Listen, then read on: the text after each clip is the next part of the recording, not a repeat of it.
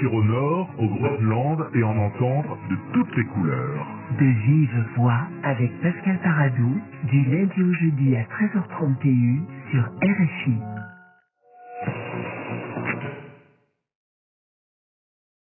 Écoute, RFI 9h30 ici à Paris, universel.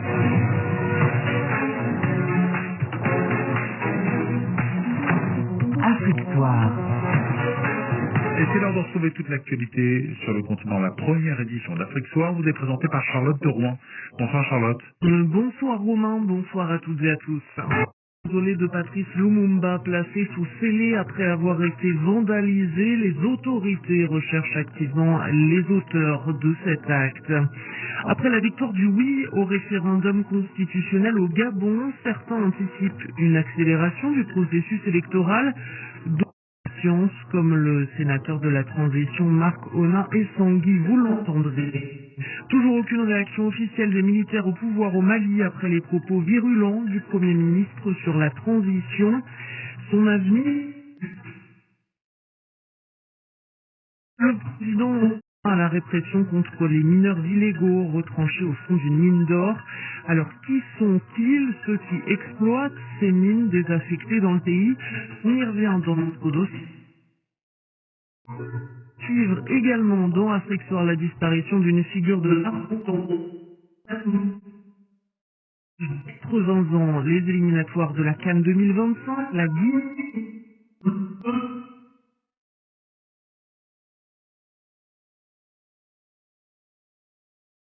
Les makers, bienvenue dans Afrique Soir.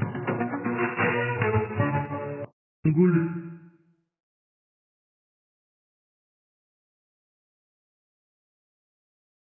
Avait été initialement construit pour abriter sa dent, dernière relique du héros de l'indépendance rendue par la justice belge à la famille il y a 2 ans. Aurélie Bazar.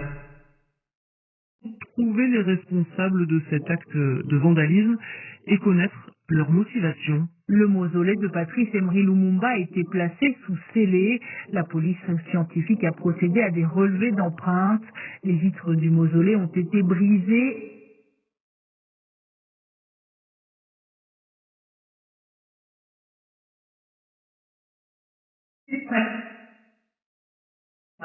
Les autorités ne précisent pas si les dents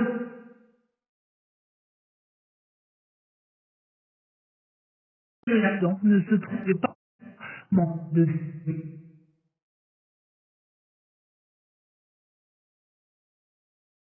exposer la relique. L'enquête est en cours. Le site est situé sur la place de l'Échange. Seuls les membres de la famille Lumumba du héros de l'indépendance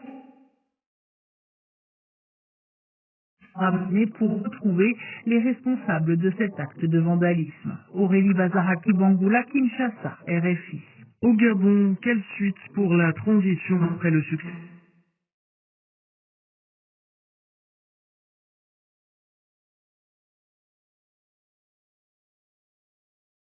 Anticipation des chiffres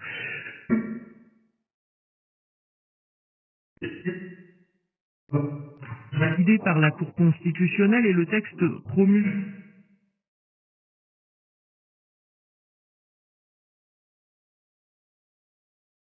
Mais alors que certains anticipent une accélération du processus,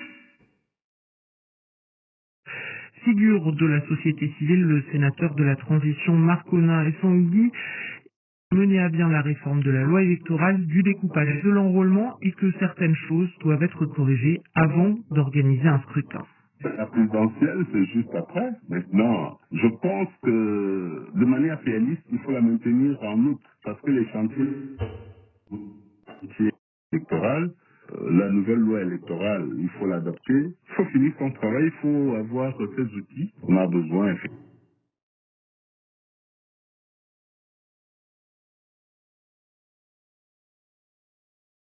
On peut l'utiliser. Maintenant, moi, je mets en garde contre la faut tirer les leçons de ce que nous avons vécu sur le terrain. Là, c'est un vote référendaire, hein, c'est oui-non. C'est pas très lourd à gérer. Maintenant, quand il y aura beaucoup de candidats, et il faut gérer tout ça au niveau de la logistique, au niveau même des textes, c'est beaucoup plus lourd. il faut refaire parce qu'il y a eu quelques cafouillages. Je crois que l'expérience de ce référendum qui précède le présidentiel permet de corriger un certain nombre de choses qui n'ont pas été très claires sur le terrain. Le sénateur de la transition Marcona et Sangui jouant par François Mazet. RFI.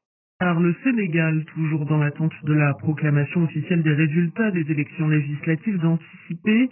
Depuis midi, chacune des 46 commissions départementales du pays affiche les résultats au niveau de leur département. Depuis hier, la victoire est reconnue par l'ensemble du doute. Le PASTEF revendique avoir décroché 80% des sièges à l'Assemblée, Léa Elisabeth-Serroff. 132 sièges sur les 165 de l'Assemblée nationale. Voilà les dernières sur les résultats collectés par les représentants du parti dans les différentes estimations, en tout cas assez proches à un siège près d'une plateforme citoyenne qui agrège les résultats. Viepublique.sn, elle attribue 100 partis au pouvoir, 16 seulement reviendront à la coalition présidente. Vous avez 83 sièges dans la projections doivent encore être affinées, mais elles confirment déjà un raz-de-marée pour le parti d'Ousmane.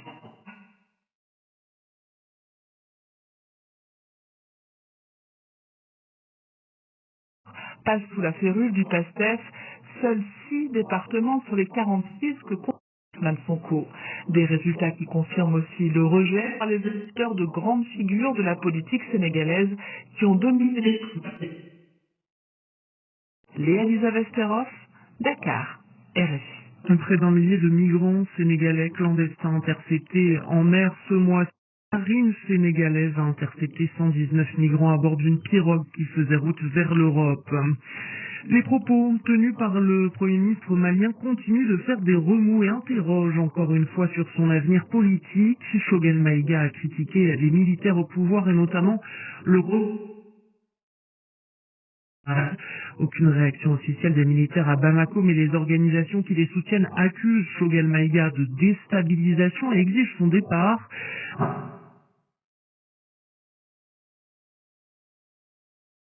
Mais pour novice et sa stratégie. Selon Oumar Berté, il est avocat et politologue malien, chercheur associé à l'université de Rouen. Choguel Maïga se prépare pour les prochaines élections présidentielles qui vont marquer la fin de la transition. Et Choguel est donc dans se démarquer des échecs de la transition et de faire sien des acquis de cette même transition. Choguel cherche à se faire limoger pour retourner la situation en sa faveur. Il sait que la transition n'a plus de cap et s'enfonce dans un bourbier. Et donc c'est la stratégie et retourner la situation en sa faveur. Et quand les militaires ont compris cette stratégie, ce qui fait qu'ils tentent de l'affaiblir, de l'isoler au sein du M5 RFP et aussi de l'écarter du pouvoir progressivement de telle sorte qu'il n'a plus la gestion de rien du tout au point qu'il puisse. Que ni lui ni les militaires ne souhaitent qu'il reste à la primature, mais c'est la course à qui va prendre cette décision qui sera mauvaise pour celui qui la prendra. On est exactement dans cette configuration. Choguel veut partir et les militaires aussi veulent le faire partir, mais personne ne veut prendre l'initiative. On se le conseil électrique. Des propos recueillis par David Bachier. Au Soudan, Abdel Fattah al-Burhan a rejeté aujourd'hui toute ingérence étrangère dans la guerre qui l'oppose à son ancien adjoint, Mohamed Hamdan Daglo Diemeti. Cette déclaration du chef de l'armée soudanaise intervient au lendemain du veto russe à une résolution du Conseil justement à les armes au Soudan. Fattah a affirmé que ce projet de résolution, la guerre dans le pays a fait des dizaines de morts et 11 millions de déplacés. RFI.